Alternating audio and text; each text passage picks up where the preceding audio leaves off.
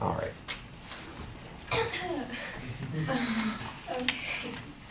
So, most of us have in our lifetime lost a friendship, one or two, or a lot, due to one side not, going out of their way to talk to another side, or both sides.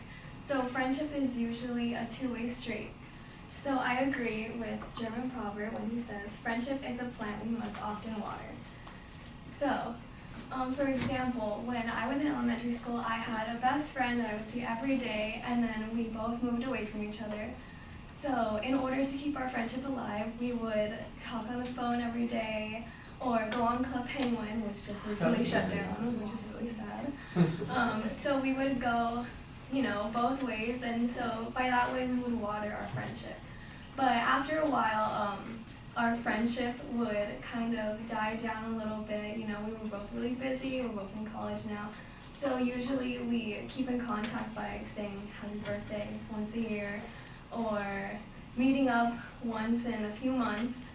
So in that way, the water is just a little bit, but we still water each other's plants, which is our friendship. In another example, I know that me and my best friend currently, we need a lot of water to keep our friendship going. So in that case, we see each other almost every day. We text every single day about nothing or everything, and in that way, we're constantly watering each other's friendship. So in that case, both sides need to be a part of the watering.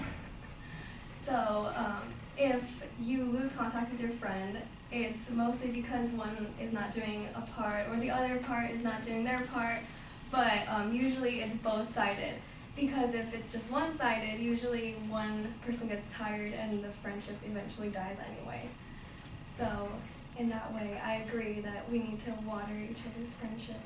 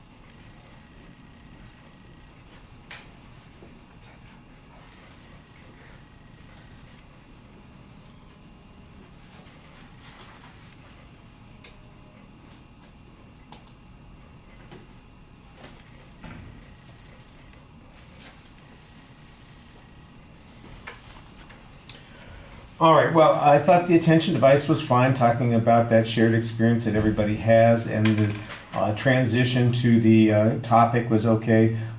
German proverb is not a name, it's a proverb that comes from Germany, so that was a little bit awkward. It sounded a little confusing when you said it.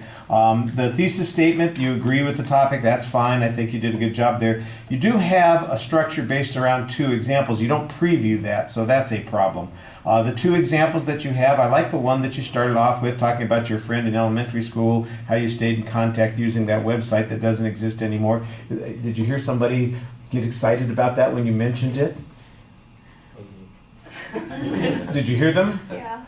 See, that's one of those places where, as a speaker, you kind of have to listen in on the audience's reaction. That would be one of those things where you could talk about, yeah, wasn't that a great site that you could go to? I mean, we used to share and talk and do all these kinds of things. As a matter of fact, I had 2 or 3 other friends that you have to kind of follow up on the feedback that you get from the audience. And that, I've never heard of this site. I have no idea what you're talking about. I don't know how it was used, but it sounded like other people knew what it was. And there's an opportunity to maybe develop a little bit more content based on feedback that you get from the audience. And you want to take advantage of that. And you just kind of like keep plowing on. And I think that you miss a trick there.